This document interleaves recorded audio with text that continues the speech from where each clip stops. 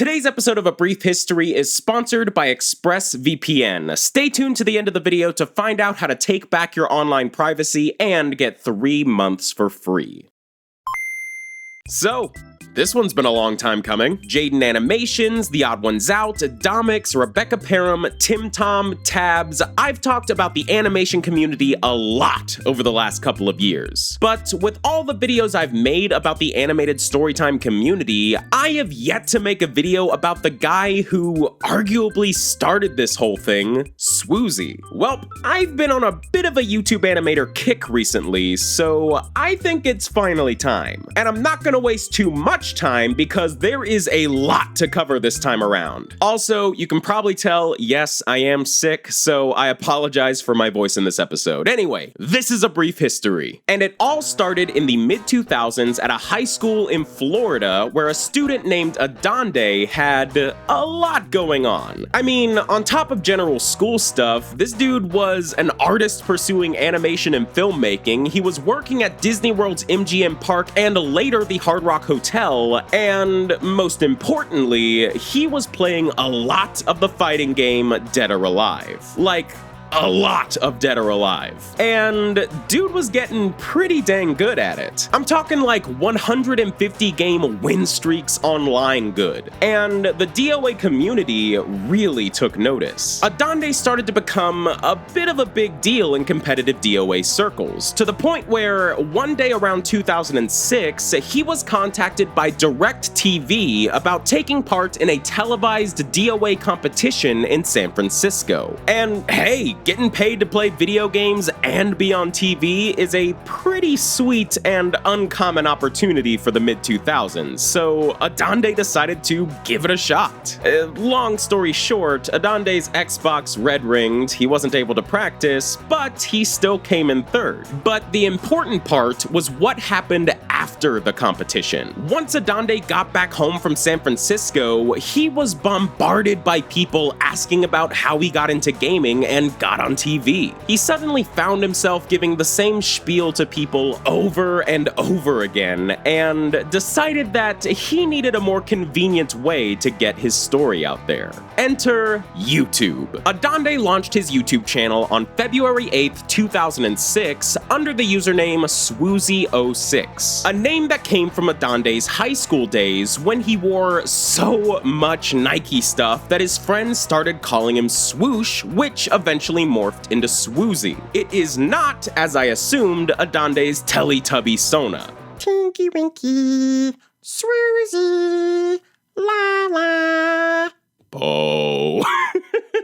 Anyway, sWooZie was now officially on YouTube. But while he was itching to make videos, his focus was still on gaming. He was actually about to enter another DOA tournament as part of DirecTV's Championship Gaming Invitational. The winners of this competition will be drafted into different teams to then be part of a TV series all about competitive gaming. sWooZie entered, sWooZie won, sWooZie got drafted to the LA Complexity team, and sWooZie got to be part of the Championship Gaming TV series. He later worked as a host and MC for the show's second season, plus he won entry into another gaming reality show after that. So yeah, sWooZie had a lot going on in the gaming scene. And you might wonder why all of this matters in a video about sWooZie's YouTube career. Well, all of this competing meant sWooZie was traveling a lot and going to tons of big events. And that was perfect material for YouTube videos. Yes, throughout all of this, sWooZie started uploading YouTube videos inspired by all the crazy stuff he was experiencing in his gaming adventures, as well as just life in general. He made travel vlogs, comedy videos, behind-the-scenes clips and teasers for the gaming shows he was on, and most notably, Storytime vlogs. These kinds of videos were, let's be real, pretty common even back in the early days of YouTube. Sitting in front of your camera and telling crazy life stories, that wasn't really anything new. But for sWooZie, this was just the start of something much, much bigger. bigger. If you remember at the start of this video, I said that sWooZie was an aspiring artist and animator, but then just kinda moved on. Well, that's because that's kinda how it happened in real life. sWooZie had been a lifelong fan of drawing and animation, but for a good string of his life, his art was just kinda on the back burner. However, sWooZie now had all the creative freedom in the world thanks to his YouTube channel. And while vlogging was still his main thing on YouTube, as the years went on, sWooZie began to integrate his love of drawing into his videos. If you look through sWooZie's uploads pre-2010, you'll see a handful of videos that, at their core, are the same as sWooZie's storytelling vlogs, but change up the presentation. Instead of just sitting in front of a camera, sWooZie was using illustration, video editing, and even a little bit of stop-motion animation to tell these stories in new and engaging ways. And to keep this video from being a million years long, let's just jump ahead here to January of 2011, when sWooZie uploaded another of these Storytime experiment videos called Confessions of a Disney Employee. This video kept to sWooZie's standard formula, but boasted a simple yet appealing cartoon presentation that kinda made the whole thing feel like a comic or a picture book. Mix this cartoon vibe with the unique premise, fun stories, and sWooZie's engaging storytelling, and this video really started to take off. Okay, quick side note. By this point in 2011, sWooZie had been around the YouTube block for about 5 years. He had seen a handful of his videos gain traction, he was befriending and collaborating with other YouTubers, and he had grown to boast a sub count of around 60,000 subscribers. Yeah, all this is just to say that when Confessions of a Disney Employee was uploaded, sWooZie wasn't a complete unknown. But after the video dropped, woo! After a month on YouTube, Confessions of a Disney Employee had garnered more than 700,000 views and kept growing fast. So obviously, sWooZie had struck a winning formula and began to make more videos in this style. Cheating in High School, Revenge of a Disney Employee, Textually Active, Video Game Girlfriend, all these videos and more were big hits that helped the sWooZie channel grow over the next year. By June of 2011, his channel had passed 100,000 subscribers, only to jump all the way past 700,000 by the end of 2012. Clearly, these new animated story videos were really resonating with the YouTube community. And from there, sWooZie just kept going strong. Animated stories slowly but surely became his main content, and his channel really took off. In March of 2013, sWooZie passed 1 million subscribers and has jumped all the way to 6.6 million today. And honestly, when it comes to sWooZie himself, there's not a ton of history left to talk about. In 2019, he's still just doing his thing and hasn't slowed down a bit. But if you ask me, one of the more interesting things about sWooZie's career from about 2012 onward is the domino chain that he started. You see, not long after sWooZie's animated story videos took off, a certain other YouTuber burst onto the scene making similar content. That YouTuber, of course, was Domix. Rising to popularity between 2013 and 2015, Domix took heavy inspiration from sWooZie back in the day and began to make Storytime animations of his own. And where sWooZie hit 1 million subs in 2013, Domix followed suit in 2015. And it was this duo of animated storytelling pioneers that served as the inspiration for an entire generation of creators. Throughout 2016 and 2017, we saw the rise of an entire community of up-and-coming YouTubers whose main influences were Domix and sWooZie. You know the ones: Jaden, Odd Ones Out, Something Else YT, and so on and so on. I've talked to a lot of these creators, and almost every single one of them would cite Domix and sWooZie as some of their main inspirations. And of course, after this generation of YouTubers blew up,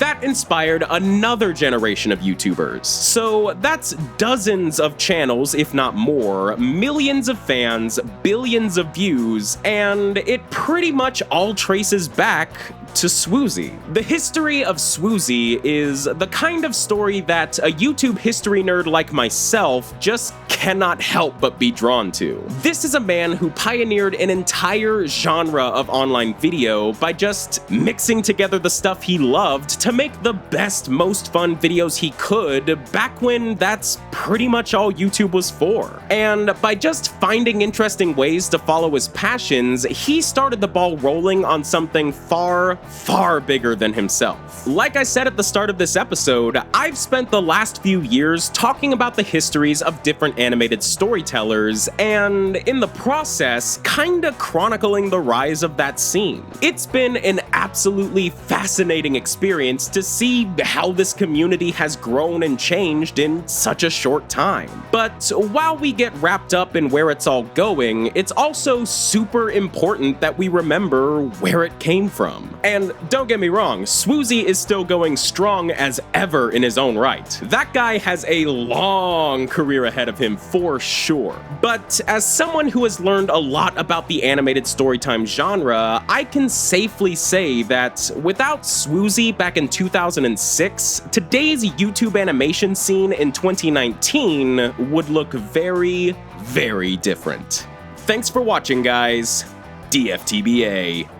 Hey guys, thank you so much for watching my video on sWooZie and putting up with my sick voice, and real quick before I go, I want to thank ExpressVPN for sponsoring this video. The internet is an amazing place full of amazing things, but unfortunately, not everything online is safe. And with how much of everything is handled on the internet these days, and how many people make their living on the internet, keeping your information safe and secure is more important than ever. Which is why you need to check out ExpressVPN. A VPN, or virtual private network, is a service that masks your IP address and encrypts your online data to keep you and your information from being tracked by your ISP, cellular provider, ad companies, and, of course, hackers. All you gotta do is sign up for the service, make one click, and boom, you are now safe and secure from the scariest parts of the internet. Plus, with over 94 server locations around the world, ExpressVPN opens up your internet to stuff that you may have never been able to access otherwise. Basically, it keeps the bad stuff out and lets the good stuff in.